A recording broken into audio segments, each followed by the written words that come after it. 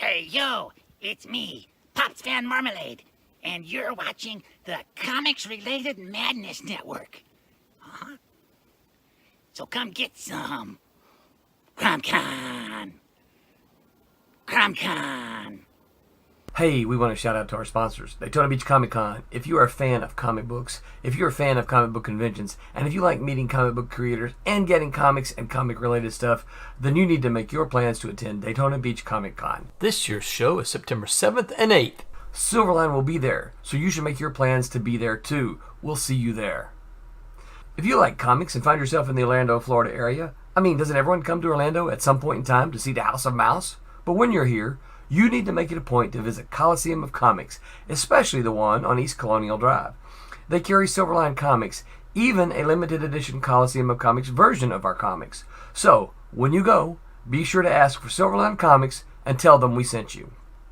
OCD stands for Orlando Collector Deviants. OCD, Steve and Trish, they're a family of geeks who promote geek things, particularly those around the Orlando, Florida area. They're big supporters of Silverline, and we think you should be supporters of theirs too. Go give them some love. If you are an independent comic book maker and you need to get your independent comics made, you need to look no further than Kablam Digital Printing. They print our books, and they do a bang-up job. They're not only trusted by Silverline, but many independent comic book makers. Head on over to kablam.com and see for yourself just how easy it is to have your comic printed by them. And tell them Silverline sent you. Hi, this is Tim TK, host of That Silverline Show on Tuesday. Join us at 11 p.m. Eastern, 8 p.m. Pacific every Tuesday night as we discuss pop culture and the joys of making comics. Hi, I'm Barb Kilber, co-host of Silverline's Wednesday Wham. Join us each Wednesday nights as we discuss comics, literature, movies, and anything else that may catch our attention. I'm Roland Mann, and I host Silverline's Silver Sunday. Join me every Sunday at 8 p.m. Eastern as we make mine Silverline.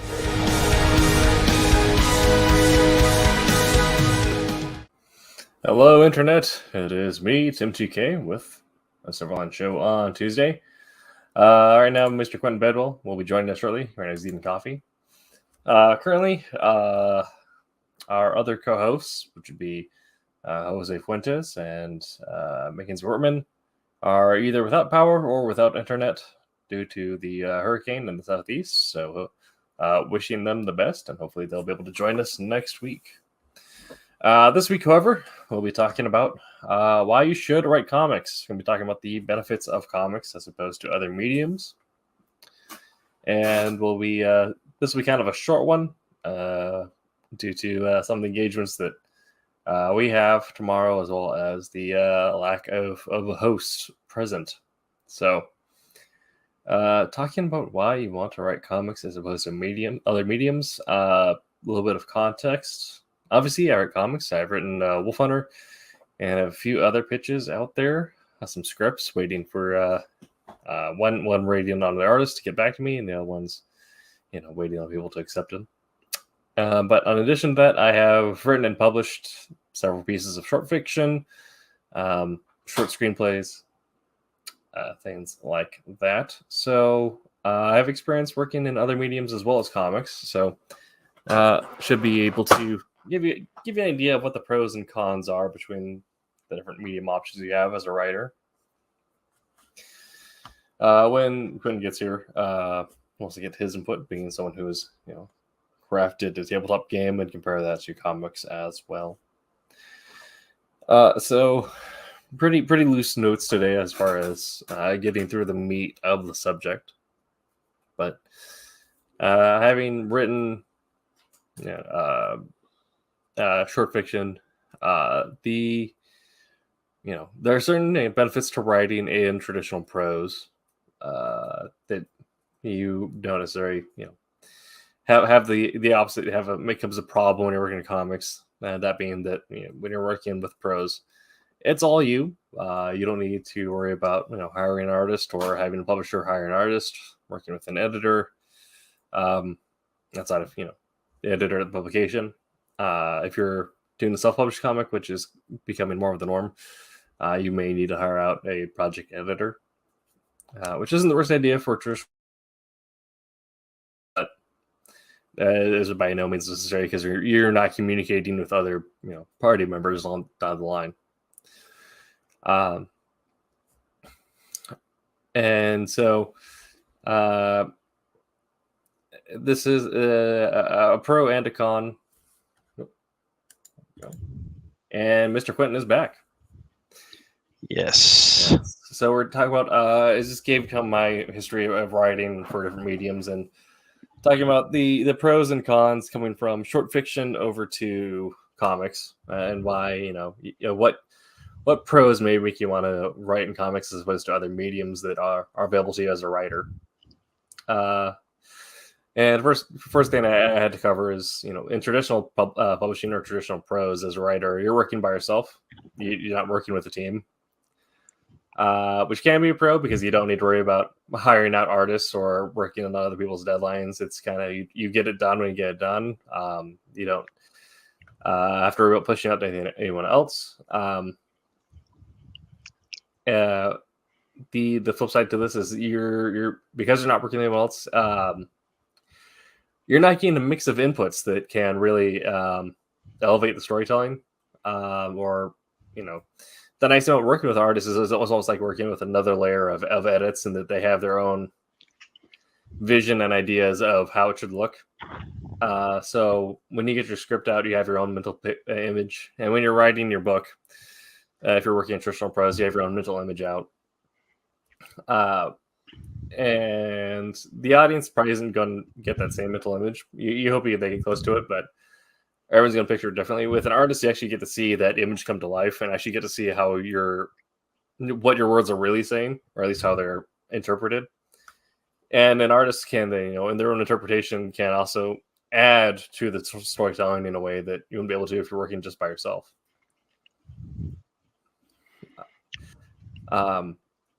And if you're a deadline-driven person working with an artist or working with other team members on a comic, it can perhaps force you to stop procrastinating, which is something that I feel like all writers are guilty of. Yes.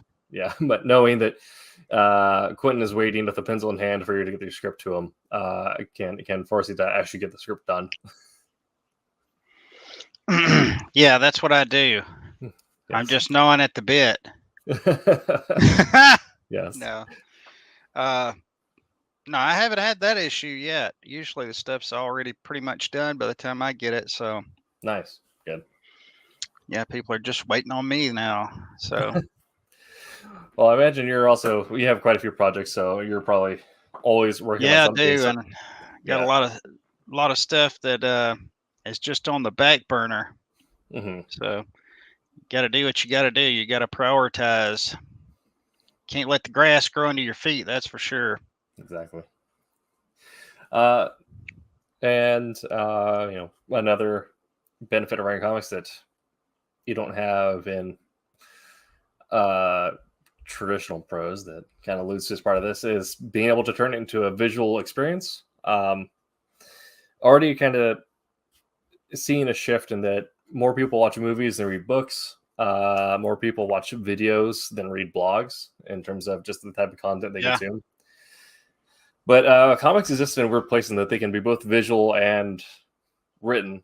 And there does add a level, cinema additional level of like engagement to it. It makes, if something is both well written and well illustrated, it becomes very compelling, and that's the reason why you have things like Watchmen, which is held to the same standards as would be considered like high literature, essentially. Right.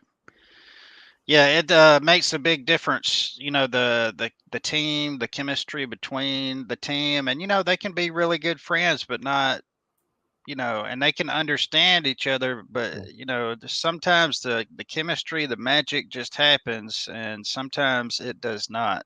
And so I mean, with writing and with art, you were just talking about some of the differences, just to highlight some of those. I mean, with my art, it's pretty much immediate whether it's acceptable or not acceptable. Mm-hmm. The writing, it takes a little more time to bear that out, whether it's working or not working.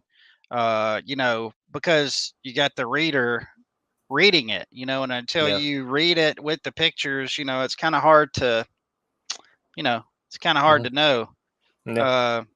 But the art is pretty much immediate. If I have anatomy off or there's something technical that's messed up, people are going to know immediately. Hey, that arm is, he's got 6 fingers on that hand, or whatever. Mhm. Can anybody really move that way? That's what I hear a lot of. Which I think is, it's warranted sometimes. I've seen art where it's really, really kind of tried to go too dynamic and kind of broke people, Right. but you really do have to exaggerate being an artist. But I think it's really good if you could be an artist and a writer, or Mhm. have an artistic type of, you know, background or mentality, Mhm. But I think that kind of comes with, for some they're kind of born with it. Some they have to kind of acquire it. Yeah. I So mean, yeah, mine's definitely learned. Is coming from the background in painting. I cannot illustrate or concept worth anything, but I understand aesthetics and understand composition. So, well, uh, I will tell you, Tim, you did really well. I was really pleased with the what thing we worked on together, the Wolf Hunter mhm, Christmas special. yeah, I thought that really flowed good, and I yeah, don't know how you came about it, but it was really really good. You really have an eye for you know writing, and it flowed. Whenever I read the script, I mean, it really worked. Um, and I could gain, because the way it goes is, you get thank the you, Hyper. script. I'm glad you enjoyed it. That's cool. Yeah, Um, but what I have to do when I read a script is I have to get the pictures, yeah, just like when you read a book and you're playing the scenes out in your head. I have to do that, and I have to pick out which of those scenes I'm going to do for the panels. I And am as well. yeah, it's Yeah, it really worked well how you wrote it. So you definitely, I think you do have, if it's learned, you've done really well at learning it. So thank you. Yeah, let's yeah. Um, and welcome to the show, Hyper. We're talking about why would you, as a writer, why would you want to write comics as opposed to other mediums, and kind of what the visual aspect of that. And yeah, I started painting a bit before I got invited to submit a script and actually start writing comics. So by the time I had started, put my first script together, I had already been painting for a while, and and I've always read comics, so I understand the limitations of the panel. Like, you can only do so much, so you end up getting like these really strong static images. And those strong static images is also another, kind of selling point for why you'd want to write in comics versus, writing traditional prose. In traditional prose, it can be really hard to make action compelling. Scott talked about this on the Wednesday show a while back, but when you're writing, fantasy, science fiction, or what have you, and you have sword fights, gun fights, anything like that, if you get too bogged down to the minutia, as a reader, your eyes just kind of glaze over because everything's happening, but at the same time, nothing's happening. There's nothing driving the story forward. There's nothing happening on the page that actually requires you to engage with it. So like R.A. Salvatore, who wrote the Drizzt books, great writer, but some of those sword fight scenes are just, there's so much minutia that gets stuck in it that you just kind of want to like flip through a couple pages to get to the resolution of it. yeah, But because comics have that visual element of it, you can actually, work with your artist to create compelling action that can go on for several pages. But because it's happening also in a visual space, you can have the writing on top of that to engage and push forward the plot in some aspects, whereas the action itself can be done in such a way that it pushes for the plot itself. Agreed. One thing I've noticed about different artists, and I don't know how much of it is the artists and how much of it is the writers, because like what I'm working on right now,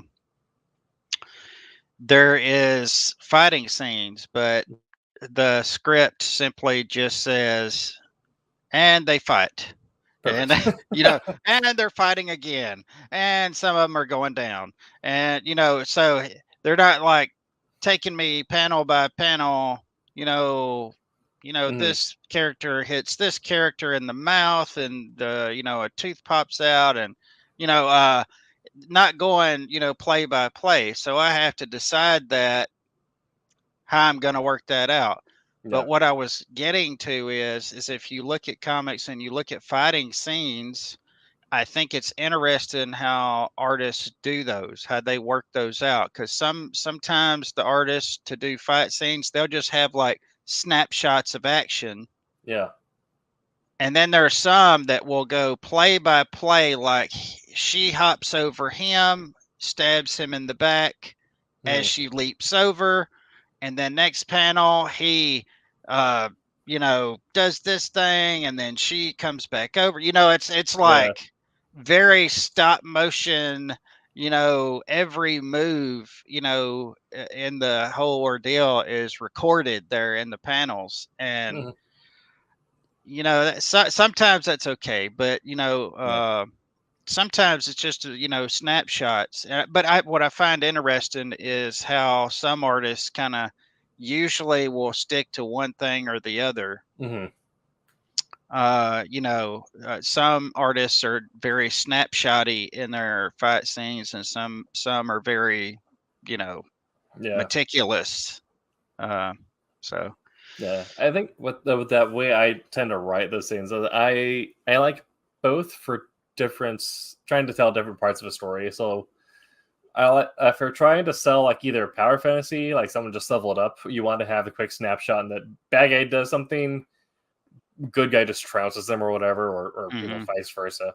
Um, but if you're trying to draw out tension and the classic Spider-Man is up against the ropes. How is he going to get out of it? You might do the step by step. Just have him get like each panel is just someone going to work on a different limb of him or something else. Where as the reader, expectation of Spider-Man is going to get out of it, but each panel's just him getting beat back down.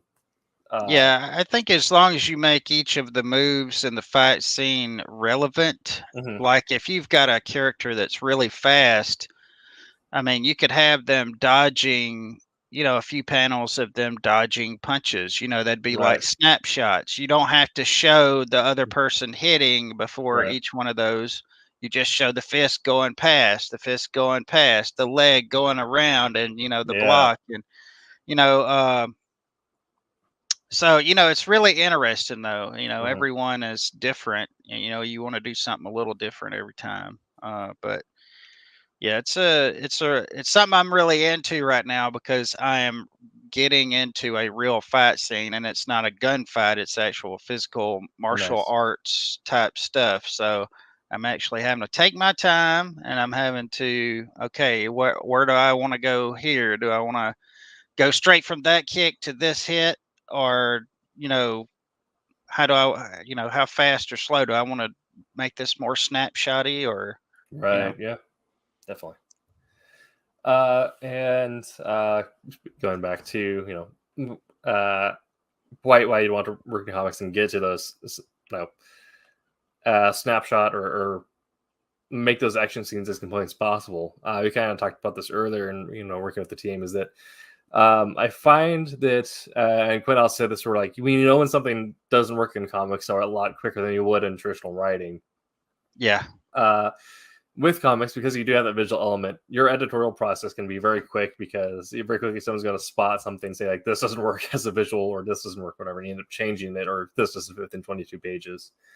In traditional writing, unless you have a heart that we're limited by your publisher, but a lot of times you're writing something on spec, and you can just kind of fit it however many words you need. And your editorial process is going to take a long time because you're going to write it, and it's impossible to effectively proof or edit your own writing because your brain fills in the gaps when Yeah. you don't want it to. That's right. Yeah, because you know the story, or Mhm. kind of. So you know what you were thinking when you wrote this or that. So if you skip something, only somebody else could tell you that. Yeah, exactly. Because they don't know where you're going unless you tell them.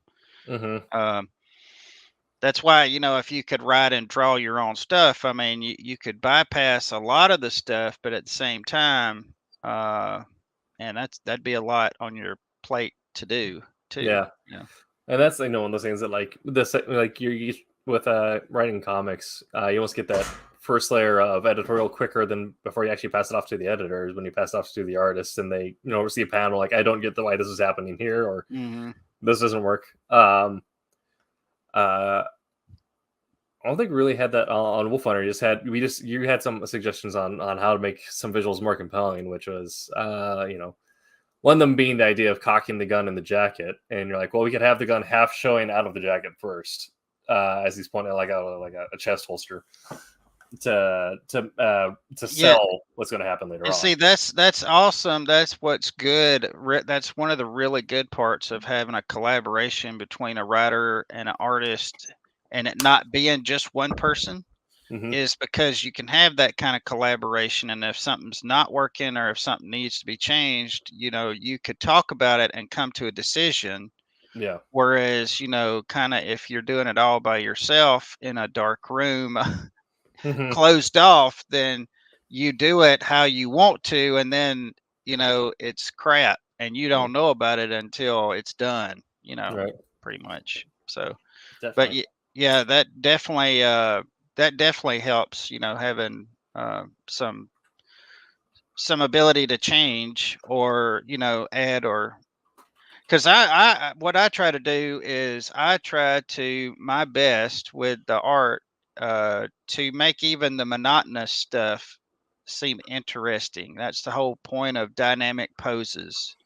That's why you don't just have characters standing normal, and in Yeah. comics and stuff, because that's you have to make even the simple things look interesting and eye-catching. Everyone's doing action hands. Yeah. Yeah, I mean, and if you're to look at it, like, we're in traditional publishing, traditional writing, which is what I've had to experience with, is if you are getting edits back on something, you might write something for several months, send it off to alpha readers. They'll take a couple months, get notes back to you. You edit that, send it off to your beta readers. They'll take a Yeah. couple months, send it back to you, get your edits, and then you send it off to an editor, and they'll take a couple months, and then send it back to you, and then you edit, and then they send it back to them. Man. Yeah, so you can end up spending like over a year just in edits, sandwiched to 3 groups of people. But with comics, if you're working for one of the big companies, you probably have as a writer, a week deadline. So you're turning out a script a week, and you do your script, they send it back to you, you do your edits on the weekend, and you send it off, and then you get to the artist to do the rest of the month with it. Silverline, we're a little more loosey-goosey with our timelines, but still that similar concept where you might right. I mean, you can also write a script fairly quickly once you get the practice in, get your hours in with it. But once you get that done, you can probably finish it in fairly short amount of time. And it doesn't take your artist a whole lot of time to get back to you and say this doesn't work, or this needs to be changed, or what have you. So with comics, the only thing better than writing something is being done writing something. Yes. And in comics, you're going to get that experience a lot quicker because whereas with traditional publishing, it might take you a full year just to get something like through edits. In comics, you're probably not taking more than a month to get everyone's editorial opinion in, and then it's just off to illustration and inking and all that. Yeah, I know one of the good things about writing is once you're done, and you're the next thing left for you to do is hurry the artist up, or start promotion, start doing something. Start the promoting, start the hey, look, we got this coming, all that.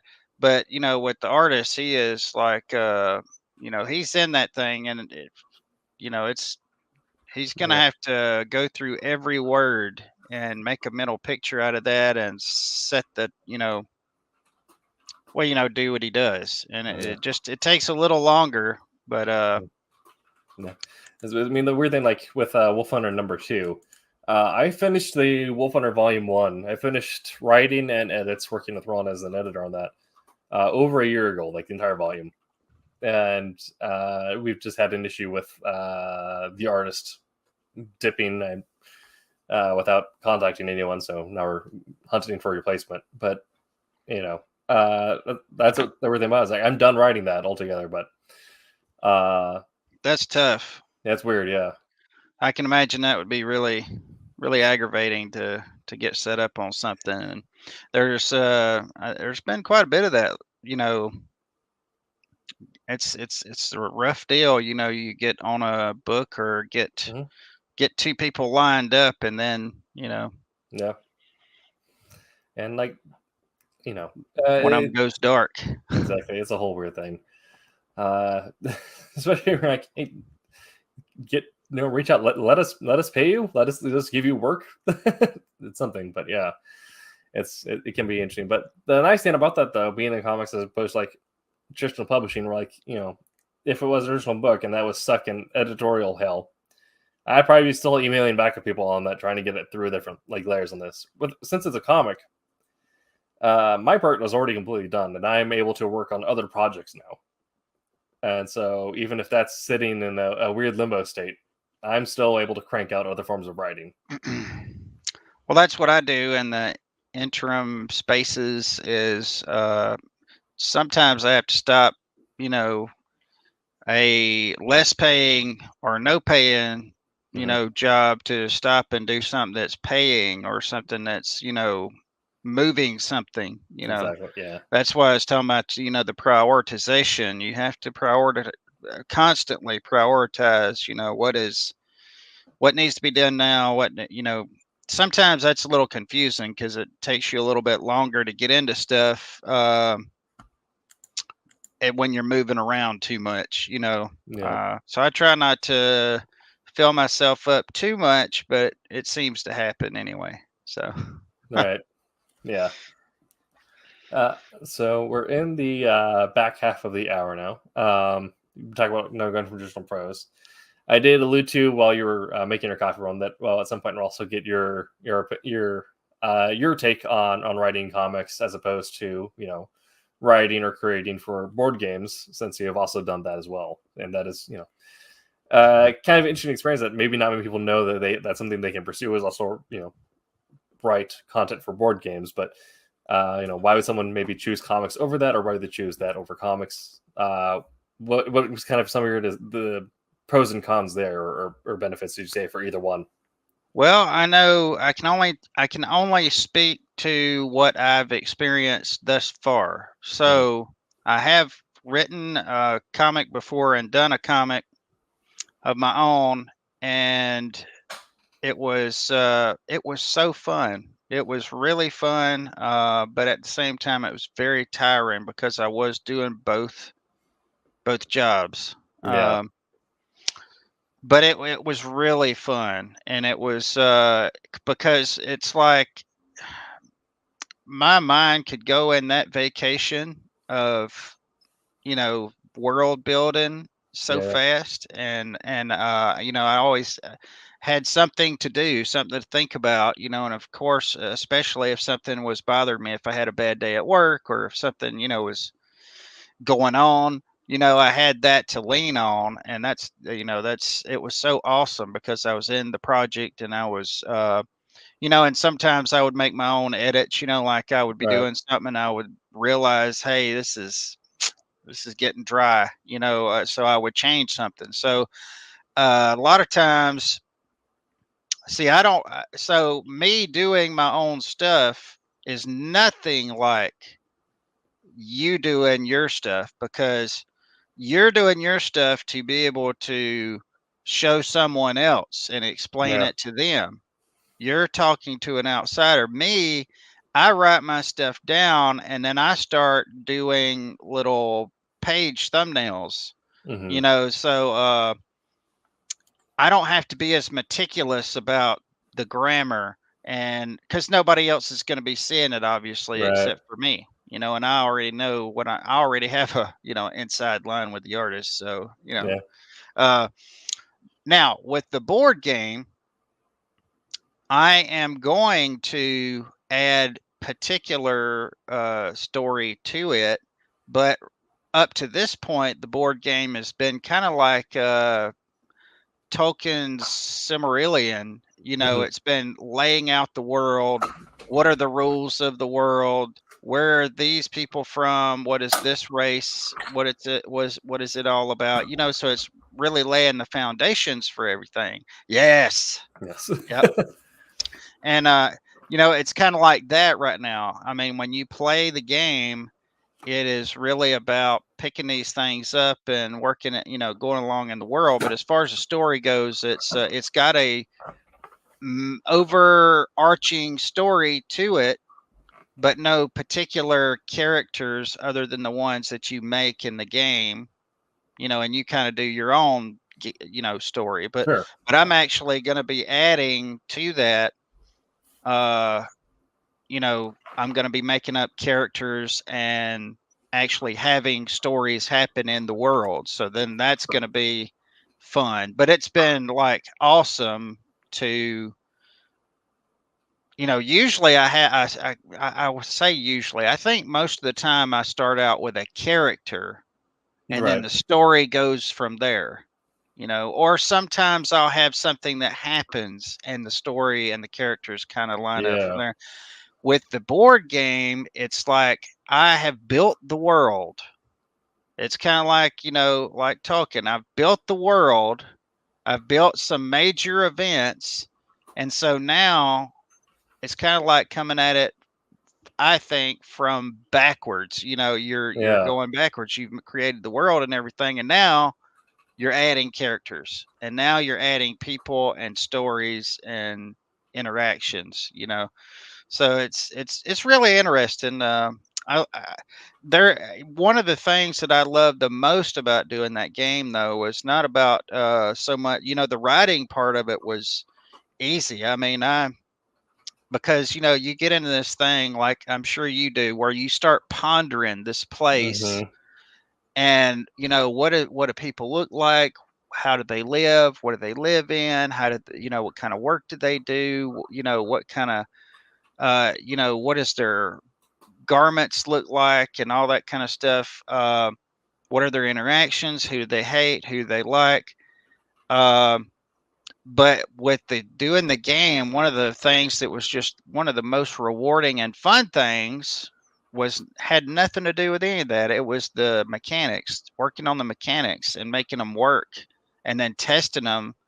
And, because it was something that's totally got nothing to do with writing or art or anything. It's more about the technical stuff, making it trying to decide if it was fun. And it was something that I learned that I really, really enjoyed as much as writing and as much as drawing, was coming up with these rules and coming up with, ways to balance things. That was just fun. Because in the end, all this stuff that we're doing and all this stuff you see behind me is it's escapism, and it's fun, and it's and that was just another thing that I found that I really enjoyed that I didn't think I would really enjoy, but I did. Nice. So definitely. But I will say this: I could give any writer right now the rules of the game and kind of the backstory of the world, and they could all day long come up with their own characters and throw them in there. I mean, because it's kind of like having a Marvel universe and people just coming along and throwing heroes in it, Right. So that's definitely also like perhaps a cool advantage to working with broader concept versus if you're writing a comic, typically you just have your own story in mind, unless you're pondering already a greater like universe, but actually getting that done is difficult, and unless you're you're someone that gets hired by Marvel or DC. They're like, all right, we need you to like brainstorm the calendar for the next year, like create all the major events. But working with in games in particular, but also if you were to work with hey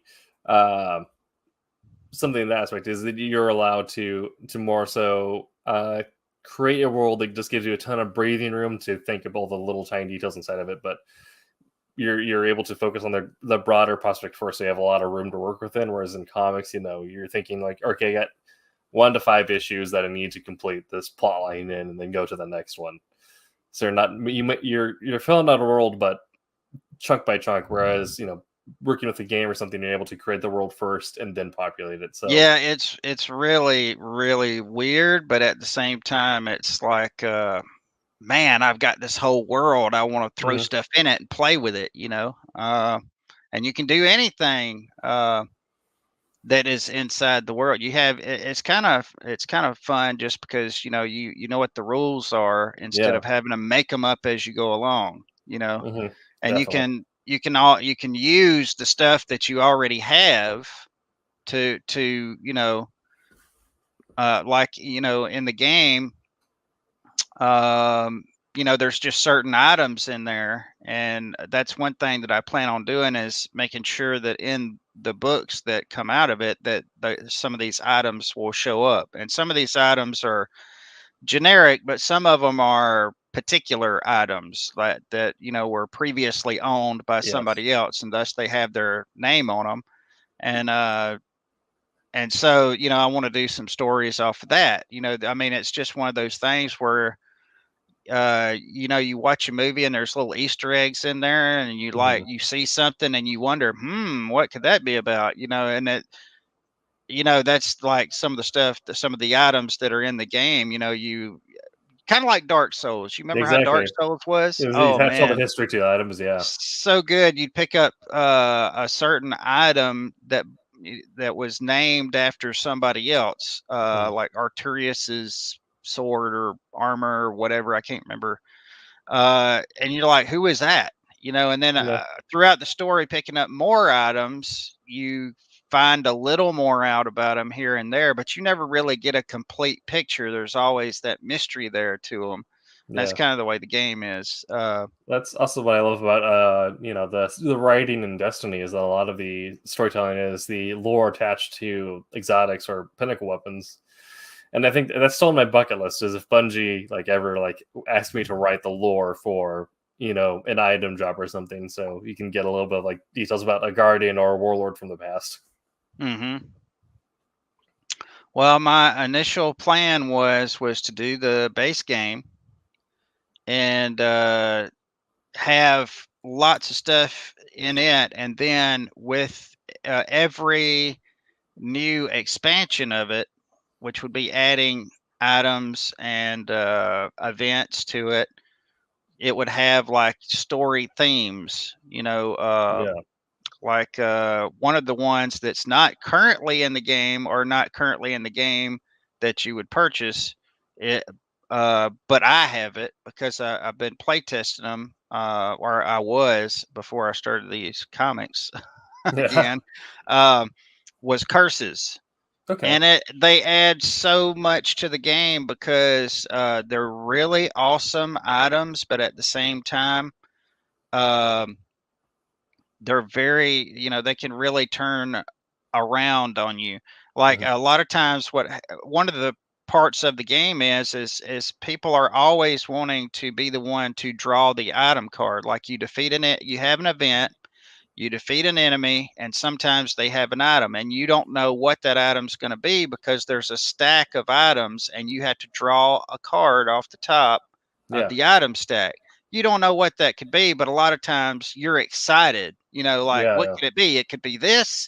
It could be this horn that takes control of an NPC, and makes it your follower. It could be, this other thing that, makes you stronger or better. It could be a healing potion, which is very rare in the game. It could be anything. People are excited, but with curses, it's like you draw something and all of a sudden, like for the next, it's like this curse that not only affects you for like 2 battles, but then it falls off and goes to the next player Oh, beside you to yeah, the right and goes around the table, leaving from one person to the next. And yeah. it's aggravating, but it's funny at the same time because the people you're playing with, they're like, um, laughing at each other, because now they have the curse, and it's kind of like a Yeah. venereal disease passing it around. Sure. Yeah. Well, Yeah. I think also if you're writing for games, you get that additional benefit, kind of like where comics benefit from having that, being that visual medium as opposed to prose. Mhm. Games have additional benefit of being something that you're already actively engaged with. So then, Yeah. good flavor text or good story text in addition to that can really, if you can capitalize on the emotional engagement that's already there, it can really elevate the experience. So similar to the drawing the perfect card kind of idea. We're playing a game of Commander, and we're in the mid stage where everyone is board wiping, and we're all sort of politicking, trying to Oh, I know. Yeah. I love Um, Commander. It's like yes. my favorite. And I'm playing essentially it's a mecha deck from the new Kamigawa set. One of the cards in there that I have allows me to turn a creature instead into a vehicle with a crew and a value skill. A crew and a power status, all of the vehicle, so it no longer becomes a creature, instead it's a vehicle that you have to crew. In the middle of politicking, someone plays a board wipe. The card that I have is an instant, and I destroy it. So I turn to the guy who I'm trying to, politic with. I say, like, I can save I can save the thing you have in your board state. It's going to look a little weird, but I can do that if you help me out on your turn. He says, Yeah. all right. So I play that, and he's playing a bear tribal deck. So he has this one really big bear on the board. So I turn his bear into a vehicle. The flavor text on the card says, well, on the bright side, the bear now has cup holders. So just the combination of the oddity of me turning my friend's bear into essentially a robot, and then the card also magnifying that, saying, well, now the bear has cup holders. Everyone at the table just died cackling for about 3 minutes because everything, like the writing on the cards, just elevated the experience so much. Well, that is one of the things that I absolutely love about gaming is you get in there and you're interacting, with each other and going through this thing. I mean, whenever you're role playing, you're going through a story. That was one of the reasons why I even started doing the game to start with, is because I was before I was doing comics and I wanted to do comics and all that, but a lot of times. You do a comic, people will read it, and then it's on to the next. And I don't mean to belittle it, because I mean it's sometimes you can really touch somebody. I've had comics that really affected me. Gave me a different perspective.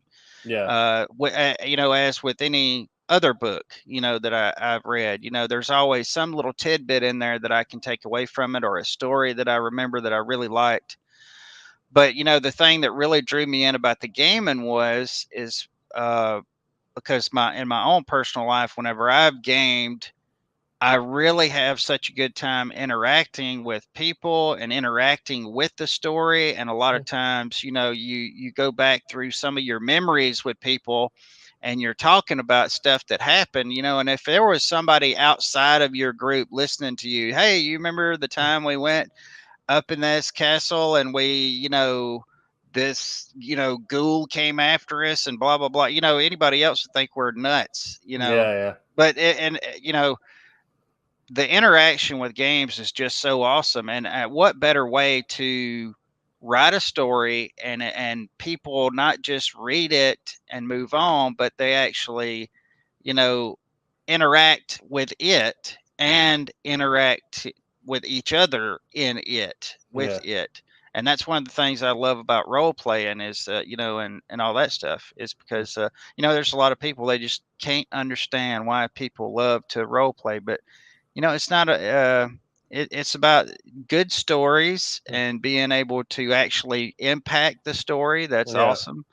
But yeah, I that's why I turned toward gaming, and the comic side of it or the story side of it was just going to be like tertiary to, you Yeah.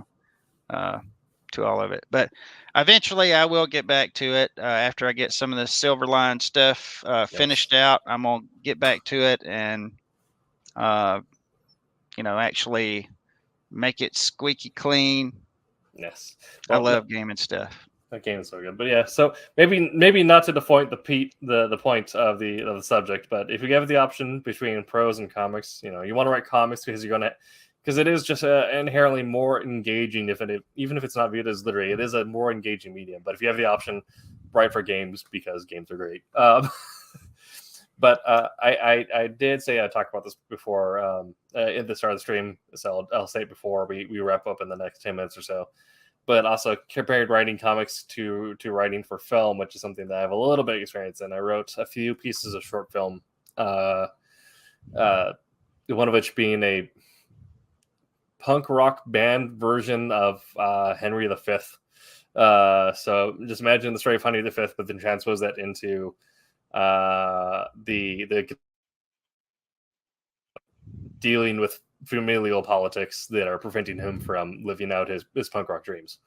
But writing for film as opposed to writing for comics, whereas comics you get the benefit of working with the team in collaboration.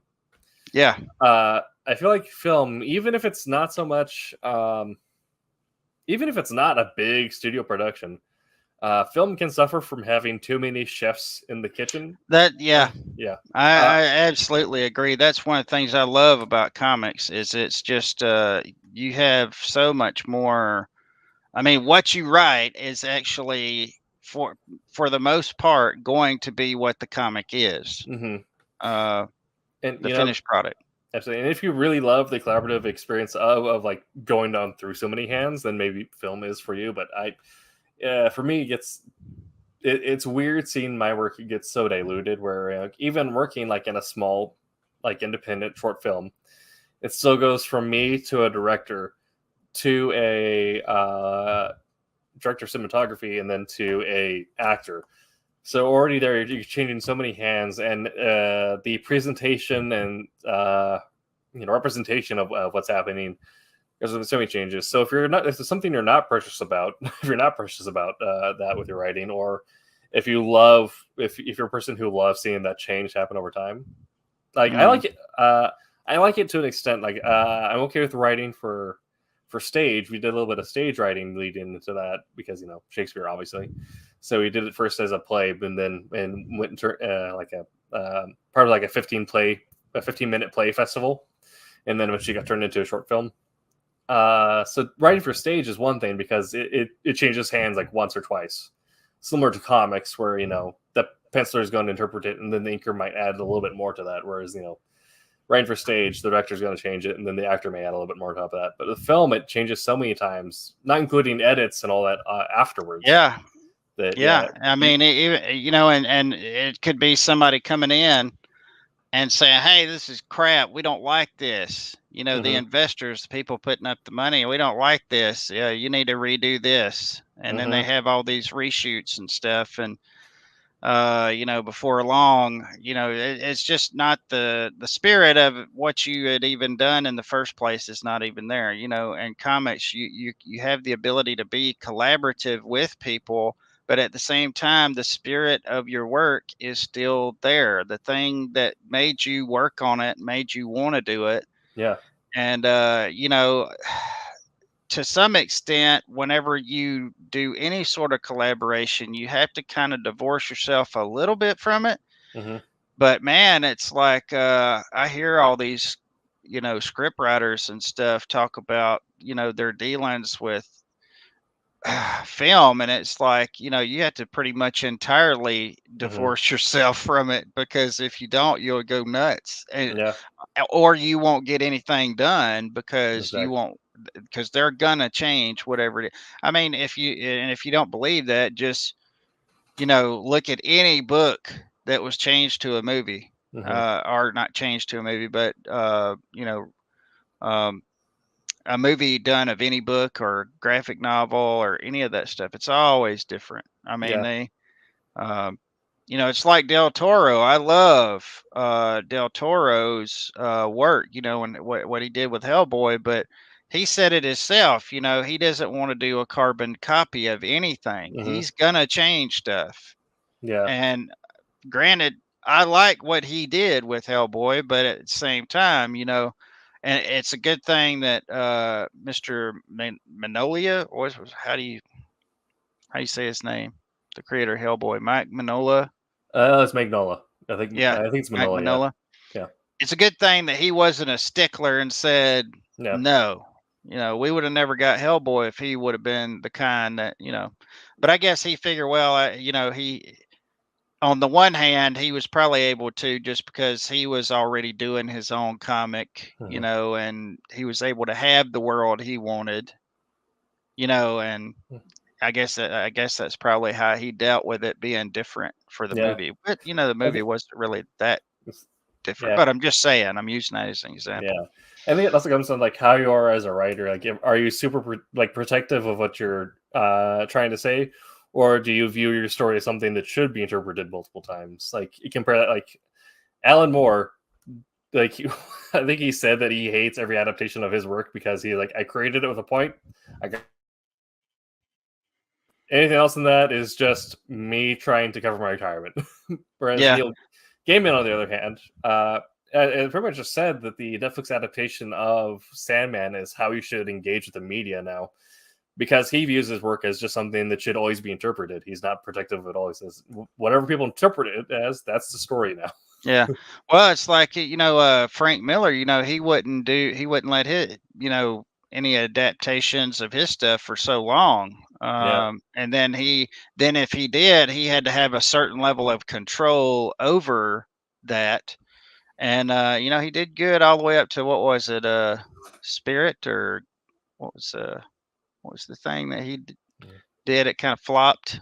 He had a little bit too much control over it. I'm not sure, but I know Wanted also did not do well. Yeah. Yeah.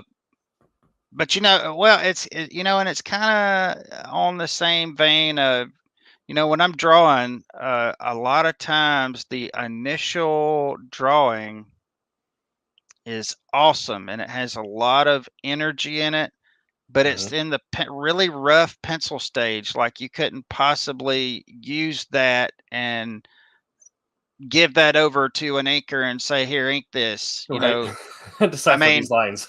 But it's like I do it and I feel it, and it's got the energy that I'm looking for. It's got the spirit that I was going for, and everything. And it seems like sometimes the more lines you add and the more cleanup that you do on it, the more it loses the soul of what it started out as. Yes. And although it still is passable, it's kind of aggravating at the same time because it lost something in translation, and that happens a lot. And so I kind of liken the story stuff to that too. You come up with this wonderful idea, you have something that's in your heart, in your soul, and you're putting it out there. And it's like you kind of, with comics, you have a few people you collaborate with, and there's some minor changes and stuff, but for the most part, that kind of gets out there. But other people get a hold of it and they edit the mess out of it, and before long, it's not the story that you started with. It's not saying what you wanted it to say, or maybe it's just not. It doesn't have the tone that you had, to begin with. Sometimes that's a happy thing. It's good. It comes out better, but sometimes not. Right. I think also one last point before we get into a wrap up here for the night, because again, this is a shorter episode because we got things in the morning, and some of our hosts are currently missing without power, so we'll save some energy for them next week. But another thing that Roland brings up with comics in class, and what I love about it, is you have your special effects budget is as much as your artist is willing to draw. That's right. That's one thing I love about drawing comics. Mhm. If you're working in a film or anything like that, you're going to have, your producer's going to say, we've allotted this much for practical, this much for CGI. You're allowed to go this far before we have to cut you off. Whereas in comics, you write a panel like, I'm going to have these many ships in space. They're going to they're shooting each other in a broadside. So many of them blow up, and then you contact your artist like, is this too much? And they'll tell you yes or no. But yeah, if it's really cool, usually your artist is going to say, heck yeah, I want to draw that. And you can go full bore with your visuals with it. Yeah, I think it's the talented people in Hollywood. I think I don't think they get enough credit in some ways, because a lot of times they're asked to do stuff. Oh yeah. And it's in the script, it's stuff that they want done, but at the same time they've got to figure out with what they have in front of them, how are we going to do this? I think it's so amazing whenever I see these shows of how movies are put together and everything, like documentaries. They're a lot of times they're just wondering, how are we going to do this with the budget we have? Yes. And it's one you think, the tendency is to think that, well, they got all these millions of dollars, they can just go buy whatever. But a lot of times, and especially back in the 80s and the 90s, when they're doing stuff that's never been done before, and there's very little CGI, to see how they work this stuff out was absolutely amazing. I remember watching the SG-1 or the Stargate movie.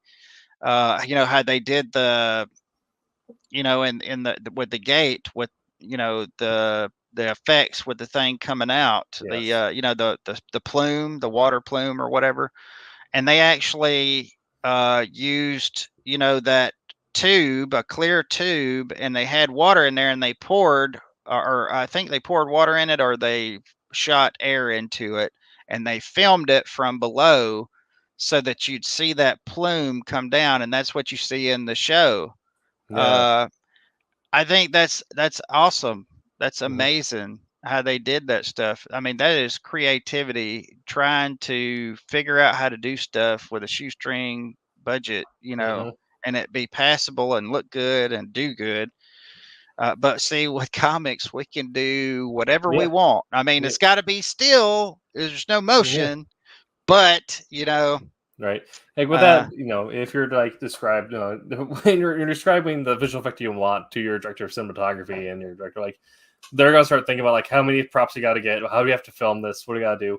If you describe something similar like that to your artist, like, oh yeah, sure, no problem, they're gonna sketch something out and like zip, this. zip, zip. Yep. Yeah. So you mean like this, and you hold it up, yeah, like just like that, yeah. Yeah, and that is definitely a very, especially if you're working in genre heavy stuff with a lot of fantasy or a lot of science fiction, that comics are fantastic for that, because you can get away with a lot. Yeah, and you don't have to worry about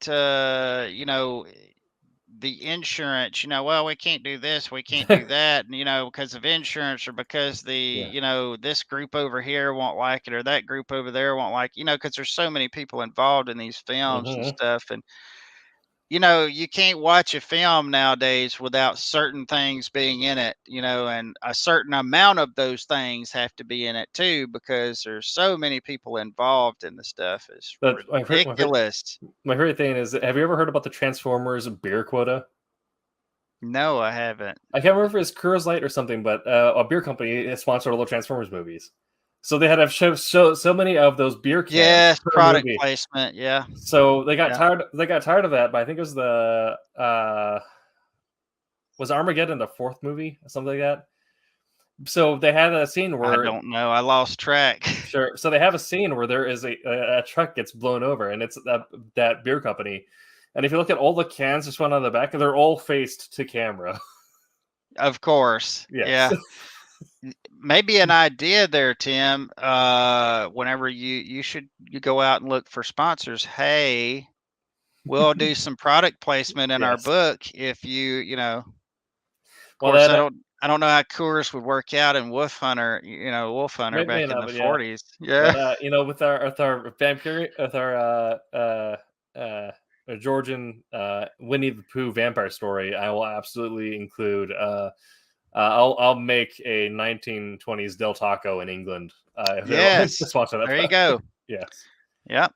Yep. It may be an idea, a way to get the book sponsored. Go out and get some sponsors. Hey, if you give so much money to this, then we'll throw your logo in here and some panels, and you get a contributor copy. Absolutely, yes, it'd be fantastic, and you can check it out. That's a good idea. Yes. That's a good idea. All right. Well, that's probably already being done by somebody. I'm sure it is. Oh, probably, but we'll joy in the notion that it was our idea, that we came up with it on this show. We're original. Exactly. We'll do the Disney thing, and we'll compound and perfect it like they did with all the originals movies. And even though we're doing something that has been done before, we'll say that we came up with it. And it's like the newest, freshest thing that's ever, and we did it. Exactly. Yeah. That's what we'll do. All right. Well, this has been that Silverline Show on Tuesday. We've talked about why you should write comics, or in this case, why you should write games as well.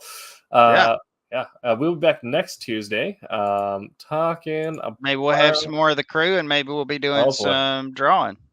Yeah, so. Hopefully we have some internet issues figured out. Well, thank you for thank you, Mr. Mark. The show, Mark. Thank you for joining us, Hyper Potato. And I can't really see who the other comments are from, but we really appreciate y'all coming in and spending a little bit of time with us while we chew the fat. Okay, next week is going to be more so on you or Jose and Aaron if they can make it. How to draw comic covers. Oh yeah, that should be good. The differences between cover and panel art. So, talk about specifically covers. So that'll be a good one. Also, be sure to check out this channel at 8 p.m. Eastern Wednesdays and Sundays for Wednesday WM and Silver Sunday. Reminder that the 25th is going to be a completely different style of episode. We'll be doing a live play episode of Vampire the Masquerade. So yes, I need people in the group chat on the show to get back to me on rolling characters and briefly going over some of the rules. I'll get a Roll20 room set up for that, so we can share that screen and people can just click on the button to roll their dice. That's gonna be cool. Yeah, that's gonna be awesome. Like I said, we'll be back next week. And until the time, make mine Silverline. Good night, everybody. Good night, everybody. Yeah. Hey, and don't forget. Hey, I'm Pat Broderick. Make mine Silverline.